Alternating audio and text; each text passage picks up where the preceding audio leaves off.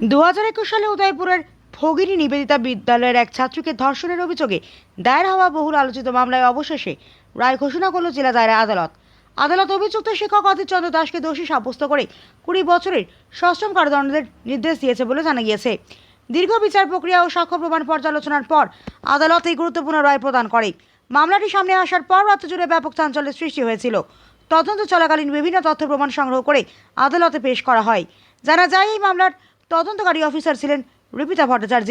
তদন্তকারী দলের ধারাবাহিক প্রচেষ্টা, সাক্ষ্য প্রমাণ সংগ্রহ এবং আইনি প্রক্রিয়ার মাধ্যমে মামলাটি বিচার পর্বে পৌঁছয়।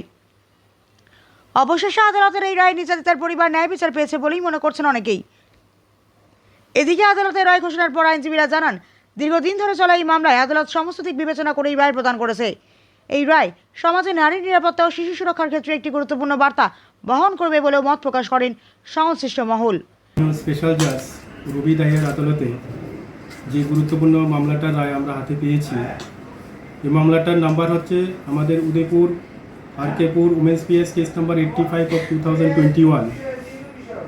এই মামলায় অভিযুক্ত আসামি হচ্ছে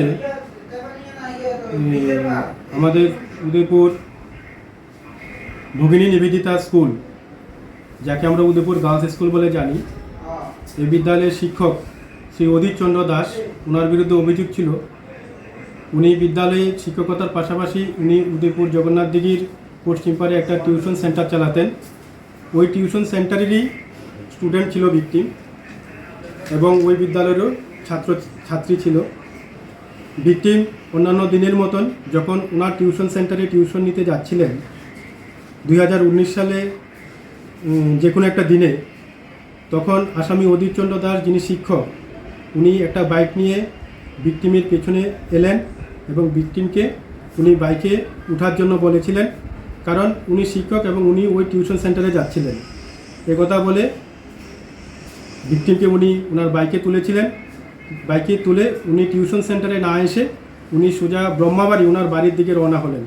যখন ভিকটিম প্রতিবাদ করেছিল কেন উনি ব্রহ্মাবাড়ি যাচ্ছিলেন, তখন আসামি অধীর চন্দ্র দাস বলেছিল যে ওনার বাড়ি ব্রহ্মাবাড়ি, উনি আজকে টিউশন ক্লাসের মধ্যে নোট দেওয়ার জন্য কিছু বইপত্র আনতে হবে, যার জন্য ওনাকে বাড়িতে যেতে হবে। ভিকটিম ওনার সঙ্গেই ওনার বাড়িতে গেলে কোনো প্রবলেম হবে না। তখন ভিকটিম উইথ সৎ উদ্দেশ্যে ওনার সঙ্গে গিয়েছিল। ওনার বাড়িতে যখন গিয়েছিল তখন ভিকটিমকে উনি কোল্ড ড্রিঙ্কস জাতীয় কিছু একটা খেতে দিয়েছিল। ভিকটিম তখন ওই কোল্ড ড্রিঙ্কসটা পান করার পরেই মোটামুটি একটা সেন্সলেসের মতন অবস্থায় ছিল।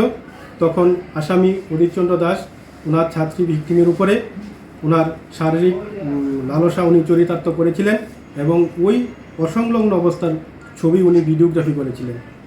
এই ভিডিওগ্রাফি দেখিয়ে ভিকটিমকে দিনের পর দিন ব্ল্যাকমেল করে উনি বিভিন্ন জায়গায় নিয়ে গিয়েছিল, এবং দিনের পর দিন ভিকটিমকে উনি এই ধর্ষণ করেছিল। হয়েছিল আরকেপুর উমেন্স পিএস 85/2021। এই মামলায় তদন্তকারী অফিসার রিপিতা ভট্টাচার্য এই মামলাটি তদন্ত করেছিল। তার তদন্ত করার শেষে চার্জশিট প্রদান করেছিল আসামি অধীর দাসের বিরুদ্ধে আন্ডার সেকশন 376(2), 506 এবং 6 অফ পক্সো আইনে। আদালতে আমি 17 জনের সাক্ষ্যবাক্য উপস্থাপন করেছিলাম। 17 জনের সাক্ষ্যবাক্য আদালত গ্রহণ করার পরে দীর্ঘ শুনানির শেষে আদালত গত তারিখে এই মামলায় আসামিকে দোষী সাব্যস্ত করেছিল, এবং আজকের তারিখে তার সেন্টেন্স হিয়ারিং হয়েছে, এবং সেন্টেন্স হিয়ারিংয়ের শেষে আদালত আসামিকে পক্সো আইনের 6 নম্বর ধারায় সর্বোচ্চ সাজা 20 বছরের কারাদণ্ডে দণ্ডিত করেছে। ব্যুরো রিপোর্ট, হাল্লা বোল।